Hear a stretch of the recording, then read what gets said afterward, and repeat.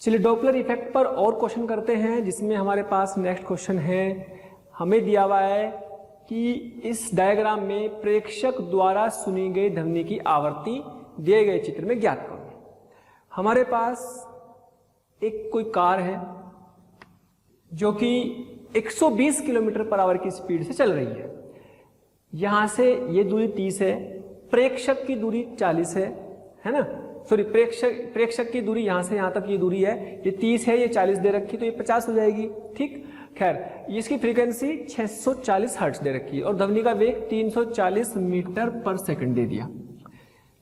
तो ये रेस्ट पर है प्रेक्षक। अब इंपॉर्टेंट पॉइंट क्या है, जो हमारे फॉर्मूले हमने पढ़े उन सब फॉर्मूले में क्या कंडीशन है कि उन सब फॉर्मूले में वेलोसिटी जो होनी चाहिए वो सब एक ही लाइन में होनी चाहिए। यानी कि अगर यहाँ पर अगर ये इधर जा रहा है, प्रेक्षक यहाँ है, तो इसकी जो वेग है vs वो इधर होना चाहिए, यानी कि इसका अवयव लेना पड़ेगा। तो मान लीजिएगा कि यहाँ पर थीटा है, मान लो ये थीटा है, तो क्या थीटा को निकाल सकते हैं? यस, tan थीटा बराबर लंब बटे आधार परपेंडिकुलर अपॉन बेस 40/30। तो क्या थीटा बराबर आप tan थीटा बराबर लिख सकते हैं 4/3। और क्या 4/3 की वैल्यू आपको याद है? यस, 4/3 तो tan 53 होता है और थीटा बराबर हो गया 53 डिग्री। थीटा बराबर हो गया 53 डिग्री। सोर्स की स्पीड 120 किलोमीटर पर आवर है, तो 120 इंटू 5/18 कर दो, मीटर पर सेकंड में आ जाएगी, है ना। 5/18 कर देंगे तो 120 किलोमीटर पर आवर है, तो भाई क्या करो 6 दूनी 12 और 6 × 18, क्या ये 100/3 मीटर पर सेकंड हो गई है? यस, 100/3 मीटर पर सेकंड से इधर चल रहा। लेकिन हमें सोर्स की स्पीड इधर चाहिए, इधर vs, इस तरफ क्या आएगा? vs cos theta. क्या vs cos थीटा का मतलब 100/3 cos 53 cos 53, और ये कितना आ जाएगा बेटे? ये आ जाएगा 100/3 इंटू 3/5, तो 5 से घटा 5 से आएगा 5 दूनी 10, 20 मीटर पर सेकंड। यानी कि जब मैं इसके साथ इस लाइन पे लूंगा तो इस लाइन पे ही मुझे ये चाल लेनी पड़ेगी 20, और ध्वनि का अवयव मत ले लेना, क्योंकि ध्वनि तो इधर भी है, इधर भी है, इधर भी है, इधर भी है, इधर भी है, इधर भी है, इधर भी है, इधर भी है, हर तरफ घूम है चारों तरफ। तो ध्वनि का वेग तो आप इधर भी ले सकते हो, उधर भी, इधर भी, इधर भी, इधर भी ले सकते हो। ध्वनि का वेग तो हर तरफ है, इसलिए उसके अवयव की कोशिश मत करना, नहीं तो सब गड़बड़ हो जाएगी। तो इसका मतलब ये हुआ कि हमारे पास अगर मुझे सॉल्यूशन में f निकालना है इसका, f ऑफ ऑब्जर्वर, प्रेक्षक का f निकालना है, तो v f। ध्यान दें, क्या ऑब्जर्वर रेस्ट पर है? तो ऑब्जर्वर तो ऊपर आता था, हमेशा याद रखेंगे, तो 0 हो गया। तो क्या आप देखें, सोर्स ऑब्जर्वर की तरफ जा रहा है और ध्वनि भी इधर जा रही है, उसके कानों में तो इधर जाएगी ना, इसका मतलब दोनों एक ही दिशा में है, तो क्या माइनस आएगा, vs आएगा। यस, तो रख दो वैल्यूज। v कितना है भाई? 340। ध्वनि का अवयव नहीं लेते, क्यों? क्योंकि ध्वनि चारों तरफ फैल रही है। 340 माइनस कितना 20 इंटू क्या 640, तो कितना आया 340, और 340 माइनस 20 320 इंटू 640। ये देखो ध्यान से, 32 दूनी 64 और 340 गुना 2 कितना 680 हर्ट्ज। तो उसको सुनाई देगी 680, भेजी कितनी 640। तो इसमें इस बात का विशेष ध्यान रखना है कि सभी वेग इस फॉर्मूले में, सभी वेग एक ही लाइन में होने चाहिए। किसकी लाइन में? प्रेक्षक और स्रोत की लाइन में, उसी की लाइन में होना चाहिए, इधर वो चल रहे हैं ना, जिधर उनकी लाइन ऑफ ज्वाइनिंग होगी। ठीक है, चलिए नेक्स्ट क्वेश्चन देखते हैं डॉपलर इफेक्ट पर। थोड़ा अच्छा क्वेश्चन देखते हैं। अभी तक हमने जितने भी क्वेश्चन किए, ध्यान से सुनेंगे इस बात को, अभी तक हमने जितने भी क्वेश्चन किए, आप ऐसा समझ लो कि आपके कोर्स में उसी वैरायटी के क्वेश्चन 99% आने के पूरे चांस हैं। लेकिन थोड़ा सा कुछ अगर इसको थोड़ा सा लेवल होकर थोड़ा सा देखें तो अगर थोड़ा कॉमन सेंस लगाएं कि भाई बहुत दूर एक सोर्स है, उससे ध्वनि सुनाई दी मेरे को, ध्वनि को आने में कुछ समय भी तो लगेगा, जब तक ध्वनि को आने में समय लगेगा वो जो सोर्स होगा वो थोड़ा आगे निकल जाएगा, है ना। तो हमें लगेगा कि शायद ध्वनि वहां से नहीं बल्कि वहां से आ रही होगी जहां पर सोर्स पहुंच चुका होगा, लेकिन रियलिटी में तो जहां से उसने ध्वनि छोड़ी थी वहां से आई हमारे पास। तो ऐसे सवालों में समय की कैलकुलेशन की जा सकती है, समय की बात पूछ सकता है कि कितने समय में पहले उसने ध्वनि छोड़ी थी। तो जब तक बोला ना जाए तो तब तक टाइम गैप, समय का जो विलंब है, समय का जो डिले है, उसको हमें कंसिडर नहीं करा। अगर समय की बात की क्वेश्चन में उसने बोला कि समय भी निकालो तो समय की बात करेंगे। ध्यान दें, अगर मैं बात करूं दूरियों की, तो अगर दूरी बहुत कम होती है ना, मान लो 50, 10, 20, 30 मीटर दूरी पर रहते हैं, तब तो हम इस समय की बात करते हैं क्योंकि समय बहुत कम लगता है ध्वनि को चलने में, क्योंकि ध्वनि की चाल 330 मीटर पर सेकंड है। लेकिन अगर बहुत दूर हो, है ना, 100, 200 मीटर हो, 500 मीटर हो, 1000 मीटर हो, उस समय ये समय फिर कम नहीं होता, फिर इस समय के विलंब की कैलकुलेशन भी की जा सकती है। तो इस तरह के सवाल थोड़े से टफ होते हैं, आने की प्रोबेबिलिटी कम रहती है, बट केस आपको समझ में आना चाहिए। अगर आ जाए तो कैसे सोचना है, इस तरह के सवालों को क्या करना होता है ना। चलिए, हमें इस तरह का एक सवाल आपके सामने है कि प्रेक्षक द्वारा सुनी गई ध्वनि की आवृत्ति दिए गए चित्र में ज्ञात करो जब कार बिंदु सी पर है। जब ये यहां से यहां पहुंच गई ना, तब यहां पर देखा इसने इसको, तब उसको जो ध्वनि सुनाई दी उसकी आवृत्ति पूछी, लेकिन जो ध्वनि इसने यहां छोड़ी होगी क्या वो सुनाई देगी, या जब पहले ही छोड़ चुका होगा, ध्वनि तब तक यहां पहुंची होगी, तब तक ये कार यहां पहुंची होगी, इसने देखा इसको और ध्वनि तो यहां से चली होगी इसके पास। ठीक, तो इसने बोला कि जब बिंदु सी पर है तो कितनी देर बाद तथा सी से कितनी दूरी पहले, ध्वनि सुनाई देगी, सी से कितनी दूरी पहले ही वो ध्वनि को छोड़ चुका होगा, है ना। मान लो कि ये दूरी x है, ये दूरी x है। अब ध्यान दे, मैंने क्या बताया कि जैसे ही इसने ध्वनि को छोड़ा, ध्वनि इसकी तरफ चली 300 मीटर प्रति सेकंड के वेग से, मैंने 300 ले लिया, ठीक, लेकिन खुद ये भी चल रही है, मान लो 100 मीटर पर सेकंड ले लिया, हालांकि बहुत ज्यादा है 100 मीटर पर सेकंड, लेकिन मान लिया कि 100 मीटर पर सेकंड की स्पीड से इधर चल रही। तो जब ये यहां पहुंची तब इसने इसको देखा और तब तक ये ध्वनि यहां पहुंच चुकी, यानी कि इस गाड़ी के यहां जाने का समय और ध्वनि के यहां पहुंचने का समय समान हुआ। लेकिन जो ध्वनि इस तक पहुंची, क्या वो ध्वनि वो वाली है जो उसने यहां छोड़ी थी या यहां छोड़ी थी? यहां वाली। जो वो यहां छोड़ेगा वो तो उसको काफी देर बाद सुनाई देगी, ध्वनि यहां से चल के यहां पहुंचेगी, तब तक आगे निकल जाएगी। तो यहां वाली ध्वनि तो उसको आगे चलने पर बाद सुनाई देगी। तो यहां वाली ध्वनि नहीं सुन रही कौन सी? जब उसने इससे पहले ही छोड़ दी होगी ध्वनि। तो जो ध्वनि यहां से छोड़ दी गई होगी उसको यहां तक जाने में समय लगा t, उतने ही समय में ये यहां पहुंचा, तो तब इसने इसको देखा। ठीक, जब इसने इसको देखा है तो मान लो लगा समय t है, अगर समय t लगा इसने यहां तक, तो इसमें ये वाली दूरी को भी चलने में, ये वाली ध्वनि, इधर ध्वनि का वेग कितना है 300, तो इसमें भी कितना लगा समय t, इसमें भी कितना लगा समय t। जब तो उसको जब इसने ध्वनि छोड़ दी तो जब ये यहां पहुंचेगा, इसने इसको देखा, इसको सुनाई दी ये ध्वनि, तो समय t लग गया, है ना। तो अब सोचो समय दूरी बराबर 4 गुना समय, तो क्या इसने कितनी दूरी पहले छोड़ दी होगी? 100 इंटू टी, इतने समय पहले छोड़ दी होगी। हालांकि समय की बात जब तक बोली ना जाए तब तक आपको कंसीडर नहीं करनी सवालों में। मैंने पिछले किसी भी क्वेश्चन में समय की बात ही नहीं की, नहीं वो करेगा, पूछेगा भी नहीं, बहुत ही कम चांस है। लेकिन अगर बोल दे तो कंसेप्ट कैसे सोचते हैं वो सीखना है, ठीक है। तो इतनी दूरी पहले से जो ध्वनि छोड़ी थी, उस ध्वनि को जब यहाँ कार पहुंच गई, जब कार यहाँ पहुंच गई तो इसने इसको देखा, उस समय ध्वनि इसके पास पहुंच चुकी है। ध्वनि इसके पास पहुंची 300 मीटर पर सेकंड की स्पीड से, तो समय लगा t, है ना। तो अगर मैं बहुत ध्यान से देखूं ये दूरी कितनी आएगी, क्या इस दूरी को लिख सकते हैं x² प्लस 200√2 का होल स्क्वायर, तो समय बराबर दूरी बटे 4, तो समय बराबर दूरी बटे 4। तो मैं ये कहूंगा कि समय बराबर दूरी कितनी है बेटे x², x कितना है 100t का स्क्वायर प्लस 200√2 का होल स्क्वायर का under root upon 300।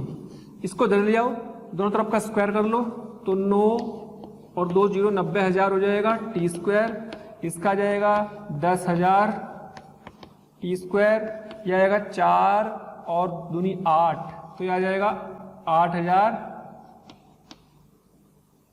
Thank you so much प्यारे स्टूडेंट्स, हमें इतना प्यार देने के लिए। डेली हजारों स्टूडेंट्स हमारे वीडियो लेक्चर देख करके लाभान्वित हो रहे हैं। हमारी आपसे रिक्वेस्ट है कि आप हमारे डिस्क्रिप्शन बॉक्स में जा करके हमारे लिंक को क्लिक करें, अपना एनरोलमेंट सुनिश्चित करें। जो स्टूडेंट्स डाउट सॉल्विंग और स्टडी मटेरियल के लिए भी इच्छुक हैं वो हमारे प्रीमियम कोर्स के लिए अप्लाई करके ज्वाइन कर सकते हैं। ये क्या जाएगा, ये 80,000, ठीक है, 80,000 आ गया। इसमें से घटाएंगे तो यहाँ क्या बचेगा, 80,000 बचेगा, और यहाँ पे भी 80,000। तो t बराबर आ गया 1 सेकेंड, इससे कटेगा टी स्क्वायर बराबर 1, तो t बराबर 1 सेकेंड, यानी कि 1 सेकेंड लगेगा। हालांकि मैंने ध्यान दो, मैंने कार की चाल बहुत ज्यादा दे रखी, लगभग 360 के आसपास बैठ के, चाल बहुत हाई है, इससे कम ही रहती है हमारी चाल 30, 20, 50 मीटर पर सेकंड। तो 1 सेकंड में कार जब यहां पहुंचेगी, तो इसने इसको देखा, तो जब ये कार यहां है तब इसके पास धवनी यहां पहुंच गई। वो कितनी चाल से गई, 300 की चाल से गई, है ना। तो इसको जो आवृत्ति सुनाई देगी वो तो इस समय सुनाई दे चुकी होगी, ठीक है। अच्छा, और आवृत्ति कौन सी सुनी होगी वो आप निकाल सकते हैं, आवृत्ति कौन सी सुनी होगी। अच्छा, ये भी देखो, ध्यान दे कि एंगल क्या है, थीटा है, इस एंगल को क्या ले लेंगे, थीटा। तो ये थीटा बराबर क्या बन जाएगा, इस वेलोसिटी का कंपोनेंट लेंगे इधर, वीएस क्या बनेगा, 100 cos थीटा। तो cos थीटा कितना, cos थीटा कितना है भाई, आधार बटे कर्ण, आधार कितना है 100t, कर्ण कितना है 100t का स्क्वायर प्लस 200√2 का स्क्वायर। तो cos थीटा बराबर आ गया, ये t की वैल्यू 1 है, तो 100/100 का स्क्वायर और 8 यानी कि 9,000, अंडर रूट आ जाएगा 90,000, है ना। इसकी वैल्यू तो 1 रख दी, इसको भी 1, तो 100 का आएगा 10,000, और ये कितना आएगा 200 का 40 दूनी 80,000, 80 9 90,000 cos थीटा ये आया, है ना। और cos थीटा अगर ये आ गया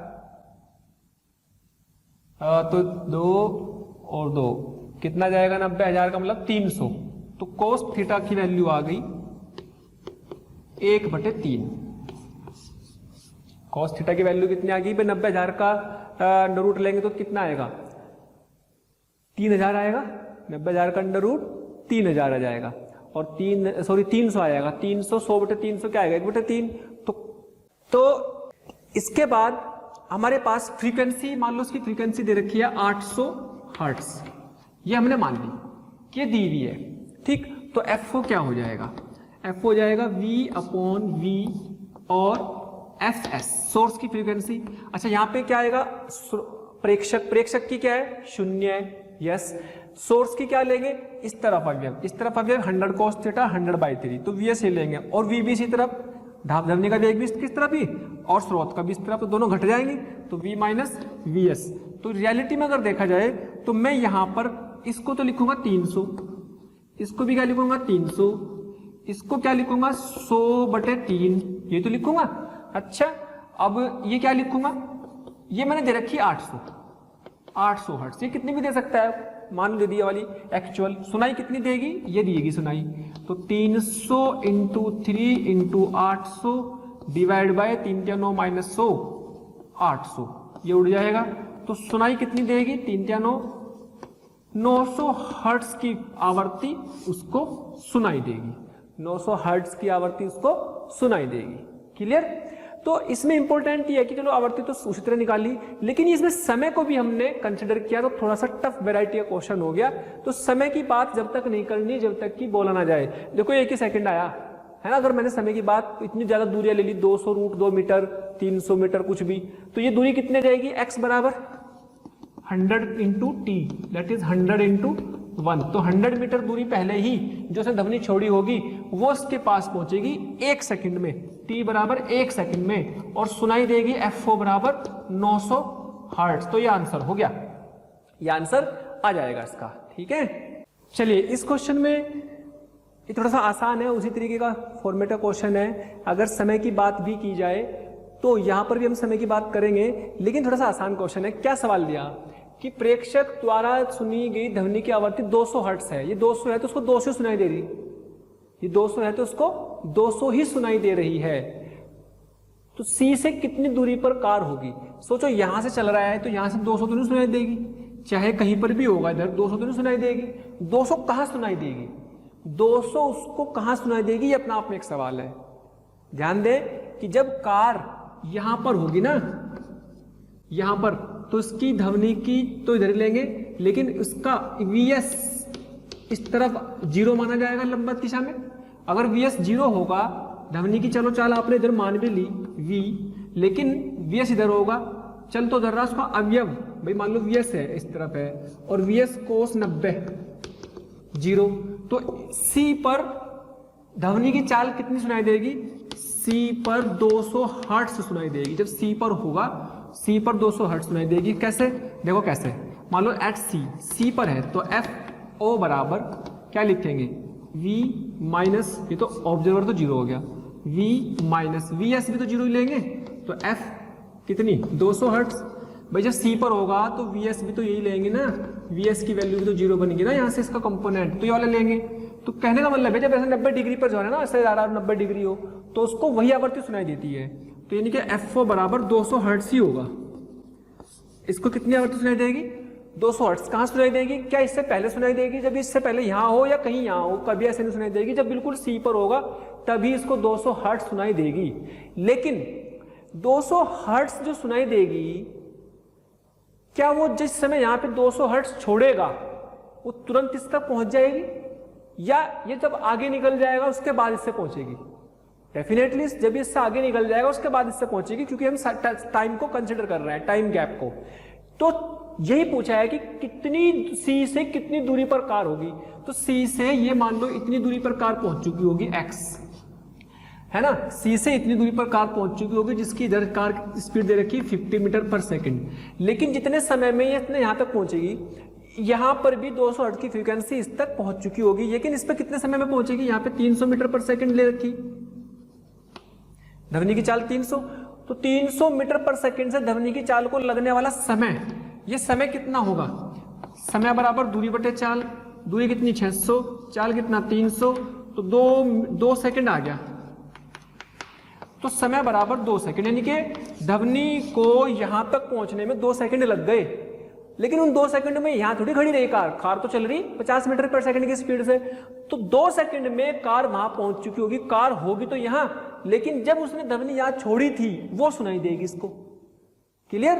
ये थोड़ी सी हॉर्न बजा के तुरंत पहुंच गई, हॉर्न बजाया तो 2 सेकंड इसको यहां तक आने में लग गए और तब तक कार आगे पहुंच गई, तो समय तो लग गया 2 सेकंड। तो x कितना आ गया? तो x बराबर दूरी बराबर चाल गुना समय, तो v 50 into T, 50 into T का मतलब 50 इंटू 2, जितने समय में यहां तक आए उतने समय में आगे चल गया, तो x बराबर आ गया कितनी?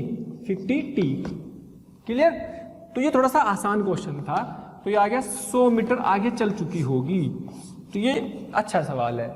इंपॉर्टेंट क्या है कि 200 हर्ट्ज ही इसकी फ्रीक्वेंसी है और 200 इसको सुननी है, तो ना तो इससे पहले सुन सकती ना इसके बाद सुन सकती। 200 तब सुनेगी जब इससे 90 डिग्री पर होगा, इससे, ठीक है। तो 90 डिग्री पर होगा, क्योंकि 90 डिग्री पर इसकी सोर्स की वेलोसिटी का अवयव कितना हो जाएगा? 0। और जब 0 हो जाता है तो सोचो ऊपर तो 0 ही, नीचे भी 0, तो v बाई वी कट के तो कट गया, तो 200 हर्ट्ज आ जाएगी। ओके, चलिए नेक्स्ट क्वेश्चन है हमारे पास कि एक स्पीकर एक रिंग पर लगाया, ऐसे घूम रहा है ओमेगा से, ऐसे घूम रहा है ओमेगा से, इसकी रेडियस r है, इससे बहुत दूर एक प्रेक्षक खड़ा हुआ है जो कि रुका हुआ है ना। तो आपसे पूछा है कि जब ये घूम रहा है, जब ये घूम रहा है तो घूमते समय जब ये स्पीकर यहाँ है या फिर यहाँ है या फिर यहाँ है या फिर यहाँ A B C D पर है, तो उस समय इसको कौन कौन सी आवृत्तियां सुनाई देंगी, है ना। और इसमें ये दे दिया है बेटा इस सवाल में कि भाई आवर्तियों की गणना करनी जब A B C D पर है, प्रेक्षक स्रोत से बहुत दूर है, यानी कि जो उसकी यहाँ से यहाँ तक के बीच की जो दूरी है, मान लो ये L है, तो ये बहुत दूर है। इससे क्या फायदा होगा? पहली बात तो इसे इसका बेनिफिट देखने से क्या फायदा होगा। दूसरी बात, इसमें समय का विलंब नगण्य, यानी कि समय की कोई बात नहीं करनी, जब तक बोला ना जाए समय के बारे में कोई बात नहीं करनी, है ना। अगर नहीं भी बोलते समय भी नगण्य है तो आपको नगण्य ही मान के चलना पड़ता, ठीक है। खैर अभी सोचो, ये इसका मतलब ये हुआ कि जब ये अनंत पर है, एक तरह से बहुत दूर है, तो ये और ये क्या दोनों को एक ही लाइन में मान सकते हैं? बहुत दूर होने का कारण समझिए, आपको एंगल देने की जरूरत नहीं है भाई। देखो अगर बहुत पास होते तो ये एंगल आपका गणना के लायक होता है, निकाल सकते थे, लेकिन बहुत दूर है तो सोचो कहीं एंगल आपका इसकी लाइन में आ जाएगी ये स्रोत। प्यारे बच्चों, हमें रोज कमेंट्स के माध्यम से ये रिक्वेस्ट आ रही है कि सर हमें इस टॉपिक के वीडियो लेक्चर प्रोवाइड करें या इस टॉपिक के वीडियो को समझाएं। तो मेरी आपसे रिक्वेस्ट है कि आप हमारे चैनल पर जाकर के सब्सक्राइब करें और बेल आइकन को हिट करें, ताकि जो भी वीडियो लेक्चर हमने डाले हुए हैं उसके नोटिफिकेशन आपसे मिस ना हो। मैं ऐसा इसलिए कह रहा हूं क्योंकि हमने ज़्यादातर वीडियो लेक्चर को ऑलरेडी अपने चैनल पर डाला हुआ है, तो जिस लेक्चर की आप डिमांड कर रहे हैं वो लेक्चर आपको पॉसिबली वहां पर मिल जाएंगे। जब अनंत पर होते हैं तो आप उन दोनों को एक ही लाइन में मान सकते हैं, फिर एंगल वैंगल की जरूरत नहीं है। मतलब आप कह सकते हो कि यहाँ पर इसकी जो वेग होगा क्या v equal to r omega होगा, यहाँ पर इसका वेग होगा v equal to r omega, और यहाँ पर इसका वेग होगा v equal to r omega, और यहाँ पर इसका वेग होगा v equal to r omega. ये हमें सर्कुलर मोशन से पता है। यहाँ पे तो 90 डिग्री पर है, ये यहाँ पर तो 90 डिग्री पर है, लेकिन आप इसकी वजह से इसके बीच में आप इसको ऐसे नहीं मान सकते। मानना आपको ए के लिए भी इसको इसी की लाइन में मानना है क्योंकि अनंत पर है। जब बी पर है तब तो एक लाइन में आ ही गया, सी पर है तब भी इसको इसी की लाइन में मानना है। ऐसा नहीं मानना कि ऐसा तिरछा नहीं मानना, बिल्कुल एक लाइन में मान लेंगे। मान लो कि ये भी इसी लाइन में ही है, मान ले कि ये भी इसी लाइन में, कि छोटा सा है ये, मतलब आप ऐसा समझ लो कि ऐसे एक रिंग है और यहाँ स्रोत है तो ये घूम रहा, तो इसके लिए सब एक ही लाइन हुई ना। जब बहुत दूर है, जब ये बहुत दूर है तो उसके लिए तो एक छोटा सा रिंग है कि बिंदु पर चारों तरफ दिख रहे, तो अनंत लाइन पर होने के कारण वेग के अब आपको अवयव लेने की जरूरत नहीं है। जब बहुत दूर दे दिया, मैं बार बार इसको समझाने की कोशिश ही लग रहा हूं कि आपको ऐसा लगेगा कि यार इसका अवयव तो इधर लेना पड़ेगा, स्रोत का। स्रोत ये है, स्रोत का वेग ये है, तो ये स्रोत है, स्रोत का वेग है। और ध्वनि की चाल, ध्वनि की चाल, ये स्रोत का वेग है vs, ध्वनि की चाल ले लो, मान लीजिएगा v है, ध्वनि की चाल v है जिससे ध्वनि निकल रही। तो जब ये a पर है तब निकालना है, b पर है तब निकालना है, c पर है तब निकालना है, और d पर है तब निकालना है। अगर मैं a की बात करूं, ठीक, तो fa जब ये a पर होगा तो a पे क्या ध्वनि सुनाई देगी? मान लो इसकी आवृत्ति है शुरू में f, ठीक, fs, f स्रोत की आवृत्ति fs लिख ली। ध्यान दें a पर आवृत्ति क्या लिखेंगे? पहले v, स्रोत तो रुका हुआ है, सॉरी प्रेक्षक तो रुका हुआ है। ये इसी तरफ कौन है? इसी तरफ कौन है? ध्वनि का वेग। इस तरफ कौन है? स्रोत का वेग। के दोनों एक ही तरफ है तो क्या घट जाएगा? यस, यानी कि माइनस आर ओमेगा।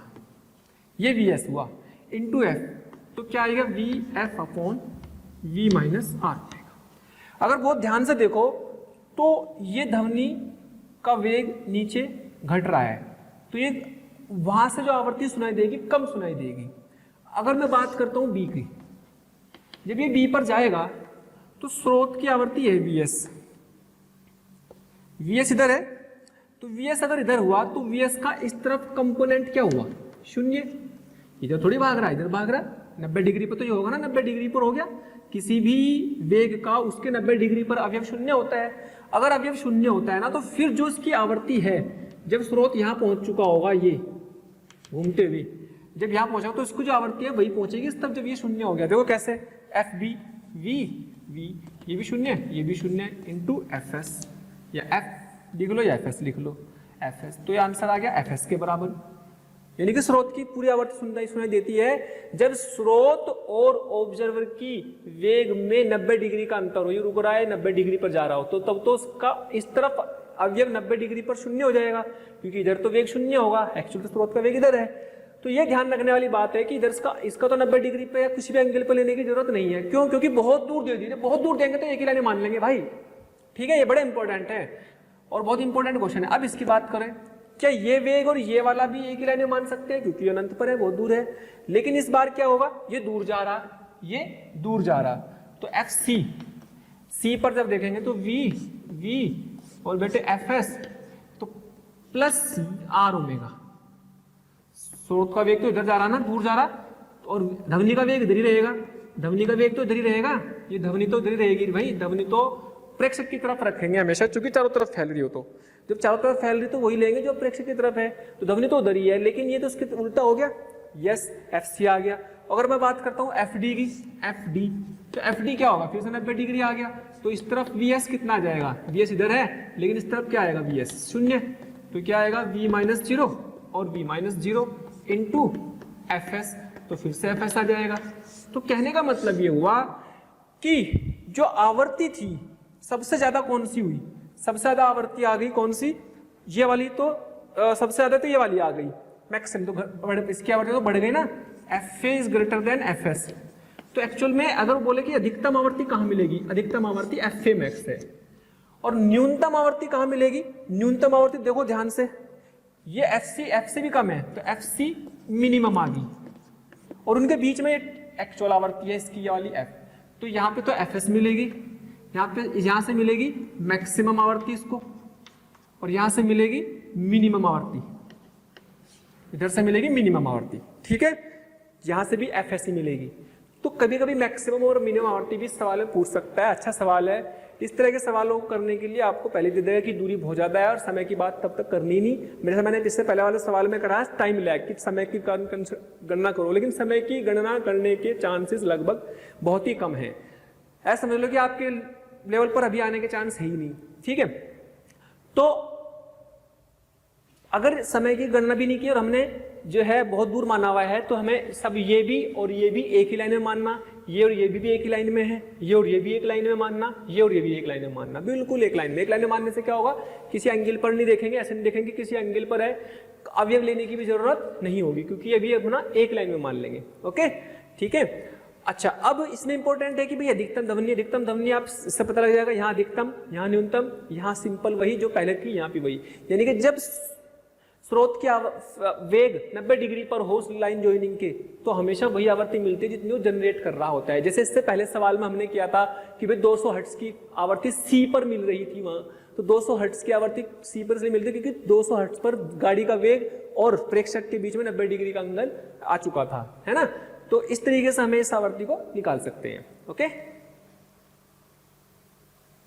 चलिए डॉपलर इफेक्ट का नेक्स्ट क्वेश्चन है हमारे पास, जिसमें हमें ये दिया कि कोई स्पीकर घूम रहा है। मान लीजिएगा ये कोई स्पीकर है जो कि घूम रहा है ओमेगा से, है ना। अब आपसे पूछा है कि ये जो दूरी L है, इस दूरी पर अगर ये कोई प्रेक्षक खड़ा हुआ है, रेस्ट पर है, रुका हुआ है ना, और L की वैल्यू इस बार बहुत ज्यादा नहीं है, अनंत पर नहीं है, क्योंकि अगर अनंत पर होती तब तो सोर्स और ये दोनों एक ही लाइन में मान लेते, लेकिन ये पास में है तो अब तो एक लाइन में नहीं मान सकते।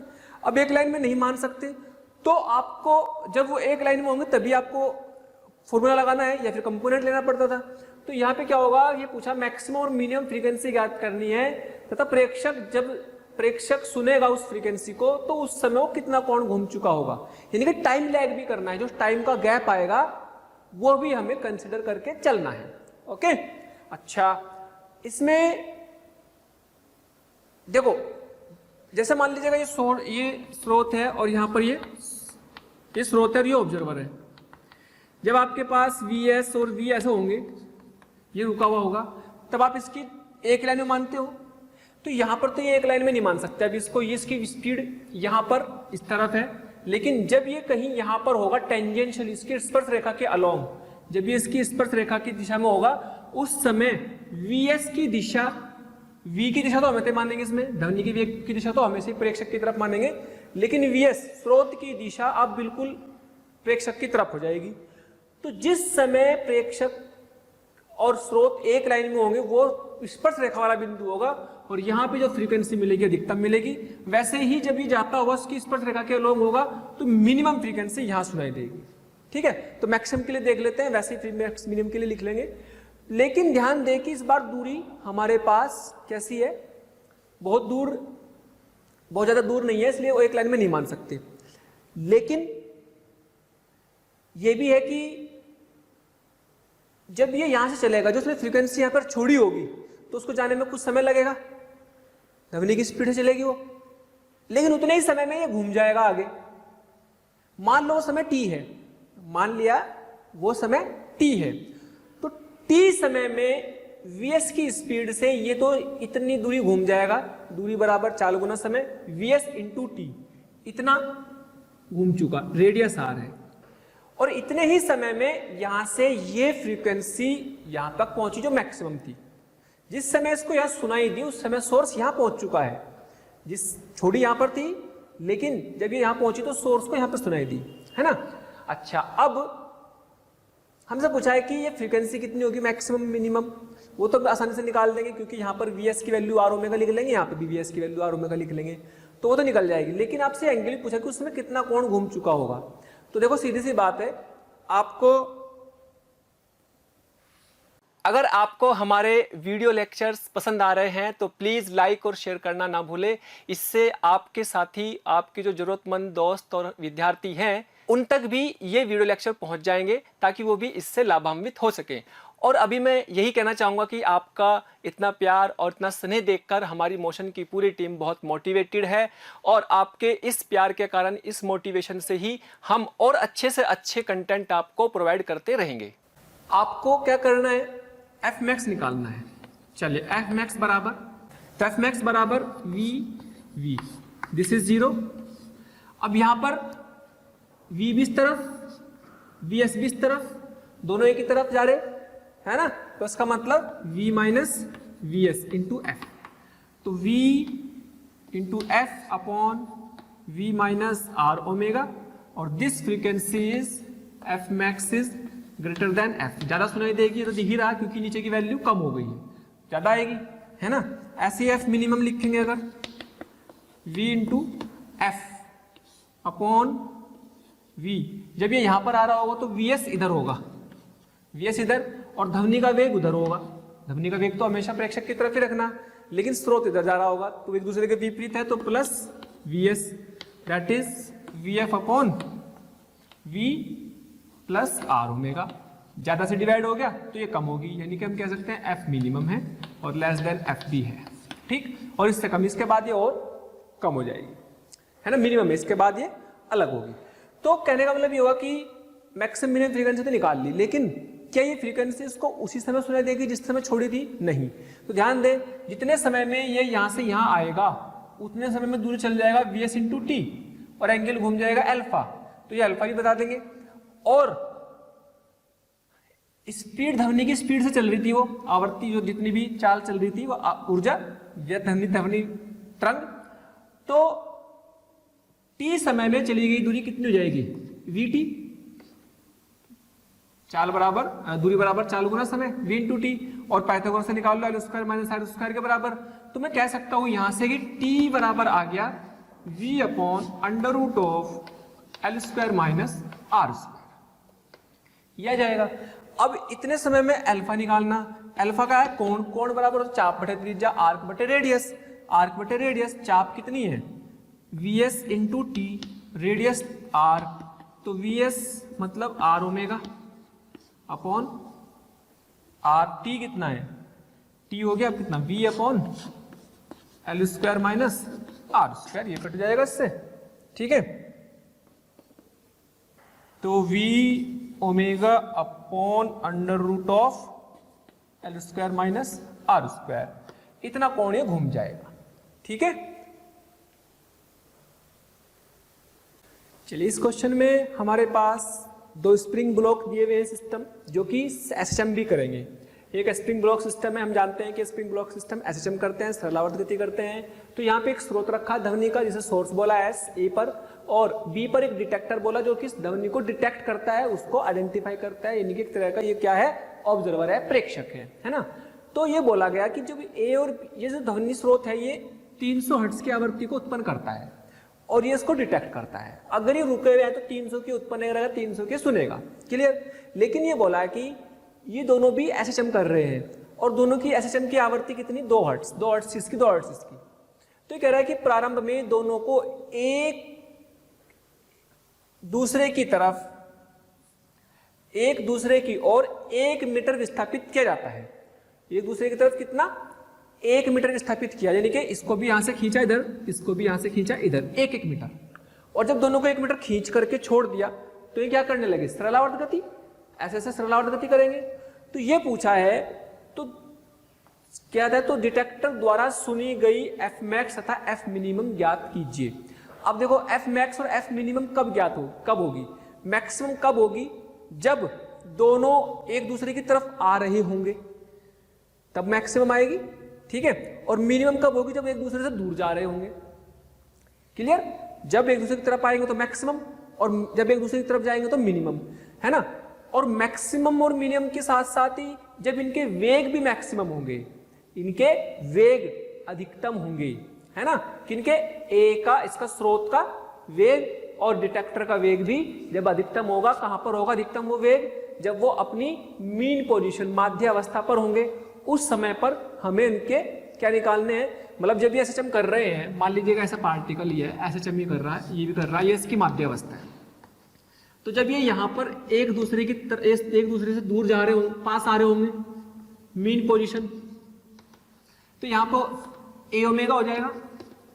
तो जब ये ए की वैल्यू कितनी दे रखी? 1 मीटर का आयाम हो जाएगा, और ओमेगा कितना हो गया? 2 पाई एफ, 2 × 3.14, एफ कितना दे रखा? 2 हर्ट्ज, तो 12.56, ओमेगा इतने आ गया, ठीक है, इतने रेडियन पर सेकेंड आ गया। अच्छा, तो v कितना आ गया मैक्सिमम? v मैक्सिमम कितना हो जाएगा? ए ओमेगा।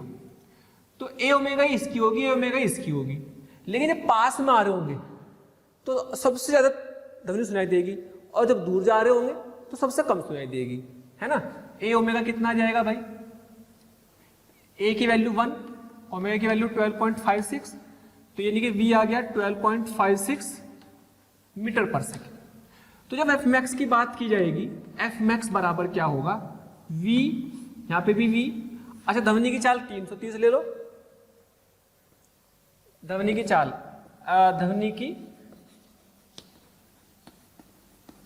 चाल v बराबर, इसमें दे रखी है 340 मीटर पर सेकेंड, ये गिवन है।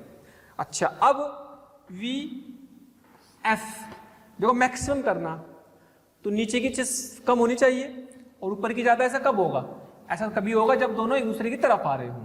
तो यहां से ध्वनि, ये तो ध्वनि होगी, और वी एस ये हो गया, और वी नॉट ये हो गया इस तरफ, ये भी इस तरफ, ठीक है। सोचो, ये और ये v और वी एस एक ही तरफ है तो माइनस ए ओमेगा, और ये v और ये भी एक दूसरे की तरफ आ रहे हैं तो प्लस ए ओमेगा, ऐसे लिखा जा सकता है ना। तो यहाँ पे वैल्यू रखो और आंसर आ जाएगा। यहाँ पे आप सोल्व कर लेंगे, 340 प्लस 12.56, 340 माइनस 12.56 इंटू आवृत्ति दे रखी 300, ये सोल्व करके आएगा 323 हर्ट्ज। तो उसको आवृत्ति 300 से 323 सुनने लगेगी, ज्यादा सुनने लगेगी, है ना। तो ये तो डॉपलर इफेक्ट है। अच्छा, अब कम की बात करें तो कम की बात के लिए क्या होगा भाई? जब ये इधर जा रहा होगा, ये भी इधर जा रहा होगा, वी एस बराबर ए ओमेगा और वी नॉट बराबर ए ओमेगा, लेकिन ध्वनि तो इधर चलेगी, ध्वनि तो डिटेक्टर की तरफ ही चलेगी, डिटेक्टर की तरफ ही जाएगी। डिटेक्टर डी मान लो, ऑब्जर्वर मान लो, है ना। तो उसमें आपके पास क्या फॉर्मूला बनेगा मिनिमम का? वी जब ये एक दूसरे के अपोजिट है तो जुड़ जाएंगे, ए ओमेगा, और ये एक दूसरे की तरफ है तो घट जाएंगे, और कम भी हो जाएगी आवृत्ति, मिनिमम हो जाएगी। तो यहां पर आ जाएगा 340 माइनस 12.56, 340 प्लस 12.56 इंटू 300, सोल्व करके आ जाएगा 278.6 हर्ट्ज, ये एफ मिनिमम आ जाएगी। इस तरीके से इसमें मतलब हमने क्या करा, डॉपलर इफेक्ट में एसएचएम भी जोड़ दी, है ना। अगर एसएचएम का ज्ञान होगा तो आप डॉपलर इफेक्ट का ये सवाल भी कर सकते हो। ओके,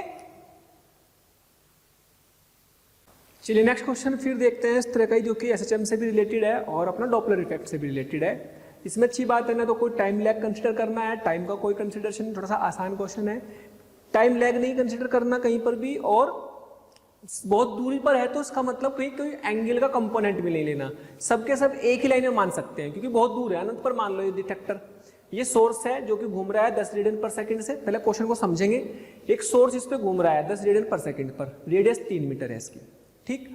इसका मतलब मैं ये कह सकता हूं कि जो सोर्स की स्पीड है वी एस, क्या मैं बोल सकता हूँ आर ओमेगा से 3 इंटू 10 30 मीटर पर सेकेंड, ठीक। और सोर्स प्रारंभ में यहां है, सोर्स प्रारंभ में यहां पर है, तो जब ये यहां पर है उस समय डिटेक्टर यहां है। डिटेक्टर समझते हो, डिटेक्टर का मतलब प्रेक्षक, ऑब्जर्वर या फिर कोई माइक समझ लो जिसमें आवाज जो है सुनी जाएगी। तो बी पर डिटेक्टर है और ये भी क्या कर रहा है, एसएचएम कर रहा है जिसका आयाम 6 मीटर है, जिसका आयाम 6 मीटर दे दिया, दोनों कर रहा है 6 मीटर के। तो इसकी आवृत्ति दे रखी 5/पाई प्रति सेकंड। तो इसका आवृत्ति ओमेगा में डैश में क्या हो जाएगी, ओमेगा डैश बराबर 2 पाई इंटू एफ। एफ कितना 5/पाई, पाई से पाई कट जाएगा तो इसकी आ गई 10 रेडियन पर सेकंड। तो यानी कि इसकी आवृत्ति ये है, ठीक है। तो 10 इसकी आवृत्ति आ गई। तो अगर मैं बोलूं कि इसकी स्पीड क्या होगी, अगर मैं बोलूं कि स्पीड ऑफ वीओ या डिटेक्टर की कह सकते हैं, डिटेक्टर दैट इज वीओ है ना, वी डिटेक्टर का मतलब वीओ ऑब्जर्वर। तो वो क्या है, वो होगी आपकी ए ओमेगा। ए कितना दे रखा 6, ओमेगा कितना आ गया, इसका भी 10 आ चुका। ओमेगा डैश है ना इसमें, तो है ना भाई, ओमेगा डैश लिखेंगे इसको, तो आ गया 60 मीटर पर सेकेंड। अब ये बोला गया है कि भाई आपको F max and F minimum detector द्वारा सुनी गई कितनी होगी, डिटेक्टर द्वारा सुनी गई कितनी होगी, कितनी होगी, डिटेक्टर द्वारा एफ मैक्स एफ मिनिमम कितनी होगी ये निकालना है। तो सोचो कब उसे अधिकतम सुनाई देगी, जब ये यहां पर है, ये यहां पर है, तो अभी तो यहां पर इसकी स्पीड इस तरफ है जो कि इसके 90 डिग्री पर है, तो जो भी फ्रीक्वेंसी यहां से छोड़ेगा वो इसको पूरी की पूरी सुन जाएगी, कोई चेंज नहीं पता लगेगा। तो मैक्सिमम कब सुनाई देगी, मैक्सिमम तब सुनाई देगी जब ये दोनों एक दूसरे की तरफ होंगे। मिनिमम तब जाएंगे जब एक दूसरे से दूर होंगे। सोचो जब ये यहां से यहां होगा और ये यहां से यहां होगा तो कौन सी आवृत्ति सुनाई देगी, मिनिमम, क्योंकि यहां पे इसकी स्पीड भी मैक्सिमम हो चुकी होगी। ये कौन सी स्पीड है इसकी, वी नॉट की मैक्सिमम। इससे पहले वाले सवाल में तो हमने यही किया था मैक्सिमम स्पीड की बात करनी, क्योंकि हमें मैक्सिमम की बात और मिनिमम की बात करनी। तो जब ये मैक्सिमम स्पीड से यहां जा रहा होगा और ये अपनी वीएस की स्पीड से यहां आ रहा होगा तो यहां पे क्या सुनाई देगी, यहां पर सुनाई देगी मिनिमम फ्रीक्वेंसी। और जब ये घूम करके यहां पहुंच जाएगा तब तक ये घूम करके, चूंकि दोनों की आवृत्ति सेम है, तब तक ये घूम करके यहां से चल करके यहां पर आ जाएगा, है ना, ये जाएगा ऐसे और ऐसा आ जाएगा यहां पर इस तरफ। तो एफ पर सुनाई देगी मैक्सिमम और यहां पर सुनाई देगी मिनिमम, दैट इज इंपॉर्टेंट। जब ये एफ पर होगा तो मैक्सिमम सुनाई देगी, ई पर होगा तो मिनिमम सुनाई देगी। तो उस समय आप इसको लिख सकते हैं एफ मैक्स एट एफ। जब एफ पर होगा तो v अपॉन v, बिल्कुल पहले वाले क्वेश्चन की तरह समझ सकते हैं। और यहां पर चूंकि इसके साथ vs है इधर और साउंड की स्पीड भी इधर है, दोनों एक ही तरफ है, तो यहां पर माइनस की vs करेंगे और ऊपर प्लस के v नोट करेंगे, क्योंकि उस समय ये इधर आ रहा होगा, उस समय ये इधर आ रहा होगा, ठीक है। तो ये आपके पास इंटू एफ। अच्छा, इसकी आवृत्ति दे रखी है स्रोत की 340 हर्ट्ज, यह आवृत्ति जीवन है। तो 340 हर्ट्ज और ध्वनि का वेग कॉमन है, ये आपका वी ध्वनि 330 हर्ट्ज, ठीक है, ये दिया हुआ है। तो 330 प्लस ऑब्जर्वर 10 नहीं, ऑब्जर्वर की 60 upon 330 minus 30 into 340, this is 442 hertz. अब एफ मिनिमम एट ई पर सुनाई देगी मिनिमम, तो क्या फॉर्मूला बनेगा, v minus v not upon plus v s into f, यही तो बनेगा। 330 माइनस 60, 330 प्लस 30 इंटू 340, ठीक है भैया, लिखना हम सब सीख चुके हैं पहले ही, तो आ जाएगा 255 हर्ट्ज। इतनी सुनाई देगी मिनिमम, उतनी सुनाई देगी मैक्सिमम। तो ये ध्यान रखना, मैं कोई एंगल कुछ नहीं लिया, टाइम लैग नहीं लिया। क्यों? क्योंकि मैंने पहले ही दे दिया बहुत दूरी पर है, बहुत ज़्यादा दूरी पर होते हैं तो एक ही लाइन मान लेना हर जगह। हज को बिल्कुल बिंदु स्रोत मान सकते हैं, पूरे रिंग को एक पॉइंट स्रोत मान सकते हैं, तो इससे सारी दूरियां एक ही लाइन में मानेंगे, तो सारी वेग एक ही लाइन में मान लग सकते हैं, या तो विपरीत या एक तरफ, है ना। चलिए, हमने ऐसे सारे केस पढ़ लिए हैं जिनमें हमारे पास स्रोत और प्रेक्षक इनके वेग नियत थे, कांस्टेंट वेग से चल रहे थे। लेकिन क्या एक्सेलरेटेड भी हो सकते हैं, त्वरित गति भी हो सकती है? यस, त्वरित भी तो हो सकते हैं। हालांकि आपके केस में बहुत ही कम चांस है कि त्वरित गति वाले सवाल आए, लेकिन हो सकते हैं, तो इनको सोचने का तरीका समझ ले। क्या होता है, एक सवाल मैं कराऊंगा भी उसके ऊपर, लेकिन बहुत ही कम चांस होते हैं कि त्वरित गति के क्वेश्चन आए। तो अगर त्वरित गति हो रही है तो जो फॉर्मूले हमने लिखे हैं अपरेंट या आभासी आवर्ती के, उन आवर्तियों में जो वेग है, तो वो जो वेग लेने हमें उसी इंस्टेंट पर लेने हैं जिस इंस्टेंट पर हमें सुनाई दे रहे हैं। ठीक है, जिस इंस्टेंट पर हमें वेग, जिस इंस्टेंट पर हमें सुनाई दे रही है उस इंस्टेंट के ही वेग हमें लेने हैं। अगर टाइम लैग कंसिडर नहीं किया जाए, या जिस इंस्टेंट पर उसने छोड़ी है आवर्ती को वो वाला वेग लेना है, और जिस इंस्टेंट पर सुना गया है वो वाला वेग लेना है ना। तो यानी कि वो वाले अक्षण या वो वाला समय हमें पहले पता होना चाहिए।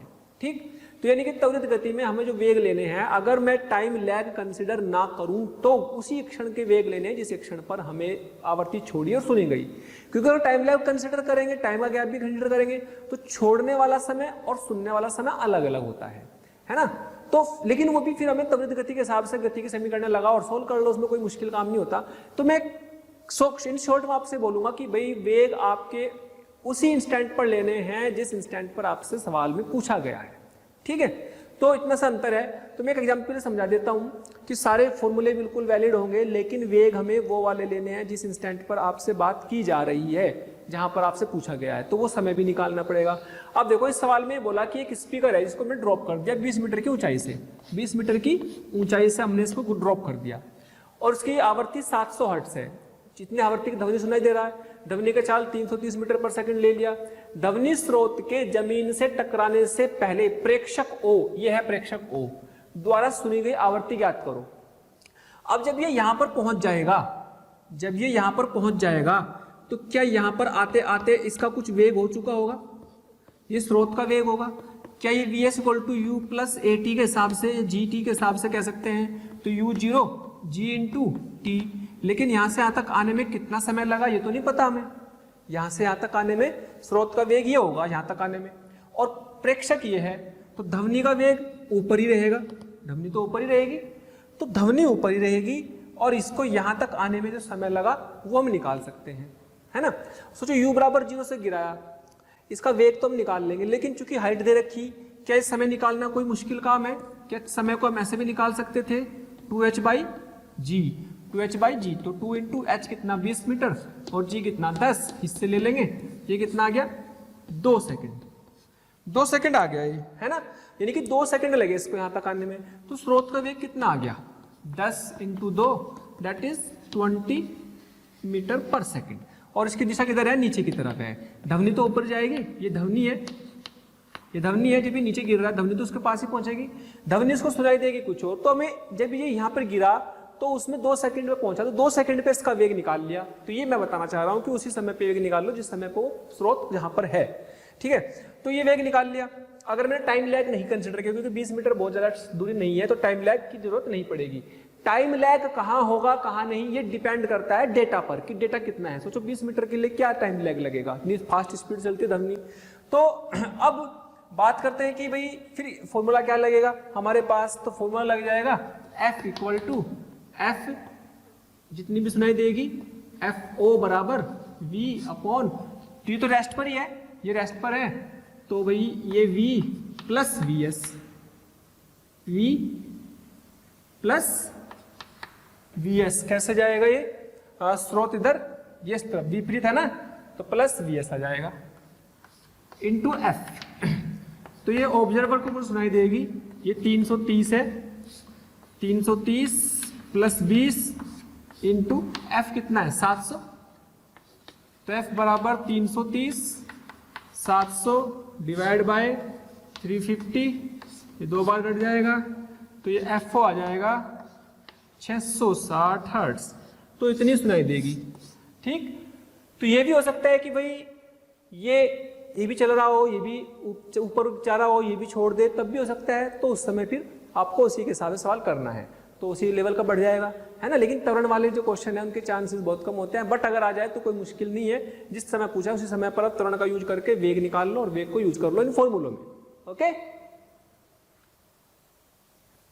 तो यहां पर ध्वनि का चैप्टर, ध्वनि तरंगों का चैप्टर पूरी तरह कंप्लीट हो गया है। अब आप इसकी प्रैक्टिस करेंगे। Thank you. अब हम नया चैप्टर शुरू करेंगे, फ्लूइड मैकेनिक्स।